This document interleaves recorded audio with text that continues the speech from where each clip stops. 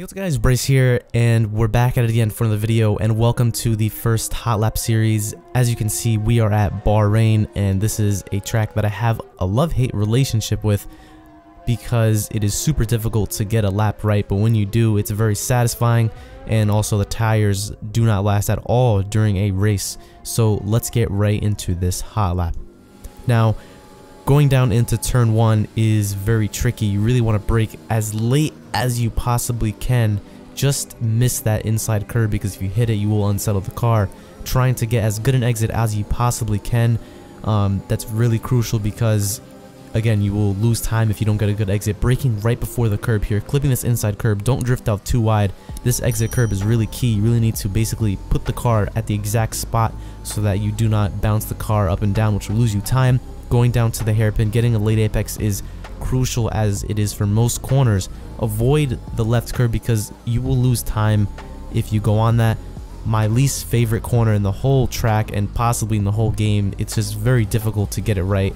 But again, if you do, it's very satisfying. You'll have no rear grip coming out that corner, so be very careful on the throttle, short shifting, braking at the 50-meter board, and just throw the car in and make sure you're smooth on the throttle through all these corners. Get a good entry to this corner. Obviously avoid that inside curb. Mostly everyone knows that, but try to avoid that inside curb. Getting a late apex on this corner. Use the exit curb, but be mindful of the track limits because it is super easy to invalidate your lap time. And then braking for this last corner here right before the 50-meter. Clip the inside curb. Be careful of the exit curb as well. And you really need to carry just a really good amount of speed to nail a lap time, and that is a lap. Moving on to the in-depth guide, here we go. I have this view so you can really see just where I'm placing the car on the track, so you can do the same and improve your lap time. Going down into turn 1, I'm braking basically right before the 100-meter board as late as I can. And going into this corner, I try to use as much as the track on the left, but the curb will unsettle the car. Right here, you really need to make sure that you just get as close as you can, but it will unsettle the car if you touch that first corner. Using the exit curb as well, both exit curbs, and just be really smooth when you unwind the wheel. Approaching turn 3, I believe this is, braking right there at the 100-meter board, using all of the track on the left. Using all the track is super key. As much of the track as you can, turning in right when you pass the 50, clip the inside curb, but again, too much will unsettle the car.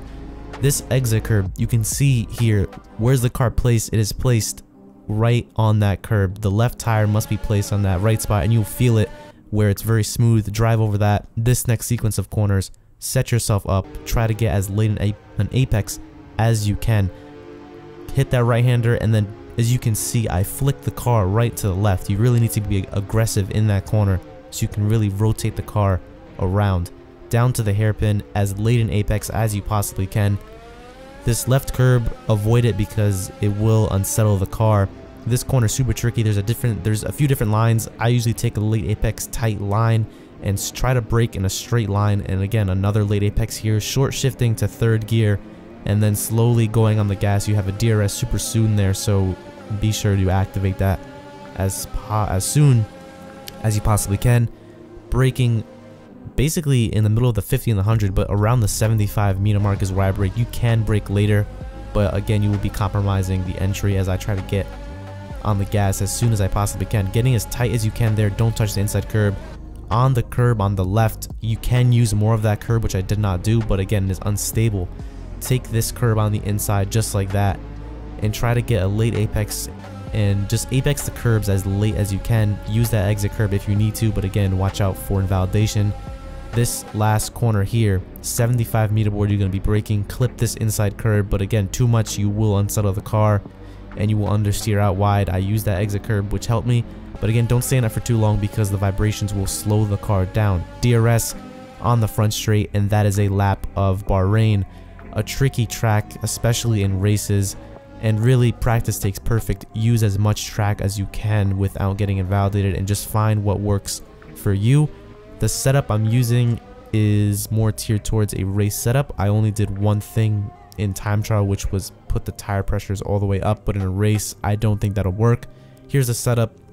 For the wings, I have 6.9 for the front and 9 for the rear. The transmission, 84, 56, Here's the suspension geometry all the way to the right for the front, and then just a little bit on the rear. Here's a suspension, a pretty soft suspension as well. Brakes, I always use 156. It's kind of the norm for me. And the tires, this is what I used for this time trial lap. But when I do a race, I will be using